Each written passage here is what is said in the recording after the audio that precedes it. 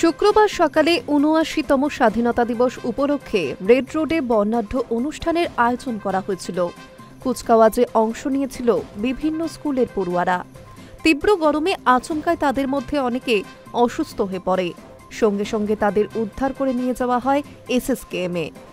সঙ্গে সঙ্গেই হাসপাতালে ছুটে যান মুখ্যমন্ত্রী। ছিলেন কলকাতার নগরপাল মনোজ বর্মাও। প্রথমে চিকিৎসকদের সঙ্গে কথা বলেন তিনি। সকলের শারীরিক অবস্থার খোঁজ খবর নেন। অসুস্থ পড়ুয়াদের সঙ্গে কথা বলেন মুখ্যমন্ত্রী। তাদের আদরেও ভরিয়ে দেন। হাসপাতাল চত্বর থেকে সাংবাদিকদের মুখোমুখি হন মুখ্যমন্ত্রী মমতা বন্দ্যোপাধ্যায়।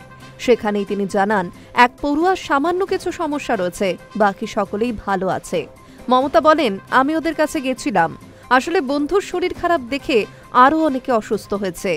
আমি ওদের আদর করে দিয়েছি, চুলটা খুলে দিয়েছি, জল মিষ্টি খাইয়েছি। এখন সবাই ভালো আছে। হাসপাতাল সূত্রে খবর, সকলেই বিপদমুক্ত। মানে এটা হচ্ছে সাইকোলজিক্যাল এফেক্ট হয়। একটা বন্ধুকে দেখেছে একটু অসুস্থ হয়ে গেছে, তখন আর একটা বন্ধু অসুস্থ হয়ে গেছে। এখন সবাই ঠিক আছে মোটামুটি। আমি সবাইকে আদর করে মিষ্টি টিষ্টি খাইয়ে, জল টল খাইয়ে, ছবি টবি তুলে এসেছি এবং চুলটুলগুলো সব খুলে দিয়ে এলাম। চুলগুলো ভিজে গেছে, পুরো মোটা মোটা গার্ডার দিয়ে বেঁধে রেখে দিয়েছে। পোশাকগুলো আলগা টালগা করে দিয়ে যা যা করার করলাম। ওদের লাঞ্চ টাঞ্চ খাওয়ানোর পরে যারা সুস্থ হয়ে গেছে, একজন একটু ফতেমা সাপ্পোয়াতের একটু প্রবলেম আছে ছিল, আমি যখন গেছিলাম বেশ ছিল, এখন নর্মাল হয়ে গেছে, এখন স্টেবল হয়ে গেছে। Hi News network.